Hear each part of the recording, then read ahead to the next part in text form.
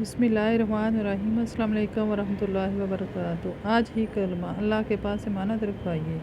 حضرت شیخ الوظائف کا بتایا ہوا عمل۔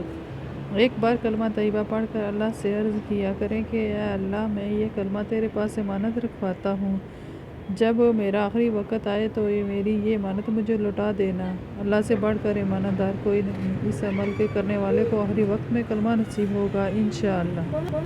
بچی کا اللہ پر ایسا یقین، لوگ حیران۔ ایک مرتبہ کسی علاقے میں کئی دنوں سے بارش نہیں ہو رہی تھی۔ وہاں کے رہنے والوں نے نماز استسقاء پڑھنے کا فیصلہ کیا۔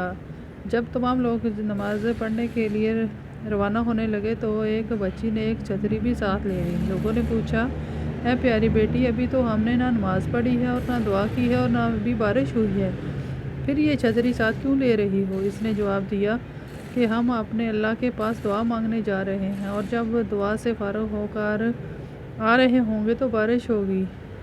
یہ اللہ پر اس کا یقین تھا۔ ہم مسلمانوں کو بھی اسی طرح اللہ پر یقین ہونا چاہیے۔ جب بھی کوئی دعا مانگیں یا کوئی وظیفہ کریں تو پورے یقین کے ساتھ کریں تو اس سے بہت فائدہ ہوگا۔ صدقہ کیا، ٹانگ کٹنے سے بچ گئی، جتنا بڑا میرا مرض اتنا بڑا صدقہ۔ حضرت شیخ الوظائف نے فرمایا، ایک شخص کا واقعہ سناتا ہوں کہ اس کی ٹانگ شوگر کی وجہ سے چند دن بعد کٹ جانی تھی۔ وہ کہنے لگا، میرے پاس پونے 2 لاکھ روپے تھے۔ جب میں نے صدقے کی نیت سے اسپتال کے چھوٹے ملازمین میں تقسیم کر دیے۔ آپریشن والے دن سرجری کے لیے ڈاکٹر کی میٹنگ ہوئی۔ ایک ڈاکٹر نے کہا، فلاں دوا ہے، اس پر آزما کر دیکھتے ہیں کہ شاید آپریشن نہ کرنا پڑے۔ میڈیکل بورڈ اس رائے سے متفق نہیں تھا۔ اس ڈاکٹر نے کہا، کوئی بات نہیں، آزما لیتے ہیں۔ وہ دوا آزمائی گئی تو بفضل خدا اس کی ٹانگ کٹنے سے بچ گئی اور وہ ٹھیک ہو گیا۔ اس بندے کو یقین تھا کہ صدقے سے بلائیں اور بیماریاں ٹل جاتی ہیں۔ اسی طرح ڈاکٹر بیماری کی شدت کے مطابق دوا دیتا ہے، اسی طرح بیماری کی شدت کے مطابق ہی صدقہ بھی اتنا بڑا دینا چاہیے۔ لیکن جب صدقے کا معاملہ آتا ہے تو ایک مریض سی مرغی یا مریض سا صدقہ والا بکرا یا 10-50-100 روپے دے کر کہتے ہیں کہ ہم نے صدقہ کر دیا۔ اب بھی صدقے بھی مرض کی شدت کے مطابق کروائیں اور پھر بار بار کریں۔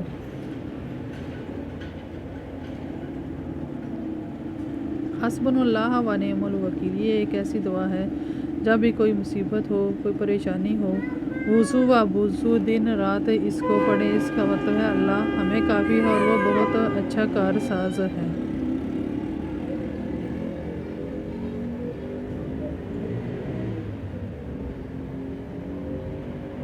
سحری اور افطاری کی دعا۔ سحری کی دعا، وبصوم غد نویت من شہر رمضان۔ افطاری کی دعا، اللہم انی لک صمت و بک آمنت و علی رزقک لا افطرت۔ یہ دعائیں بچوں کو بھی لازمی یاد کروائیں۔ روزانہ کا وظیفہ، ہر دلی مراد پوری۔ جو شخص رمضان المبارک کے مہینے میں ہر نماز کے بعد 3 مرتبہ یہ دعا پڑھے، استغفر اللہ العظیم الذی لا الہ الا هو الحی القیوم و اتوب الیہ، جو مراد دل میں ہوگی انشاءاللہ پوری ہو جائے گی۔ 1.25 لاکھ دفعہ پورے رمضان میں سورہ مومنین کی آخری آیت پڑھے، اللہ تعالیٰ زندگی آسان بنا دیں گے۔ انتہائی آسان و کمال اور تیز دفعہ عمل ہے، اور آیت یہ ہے، رب اغفر لی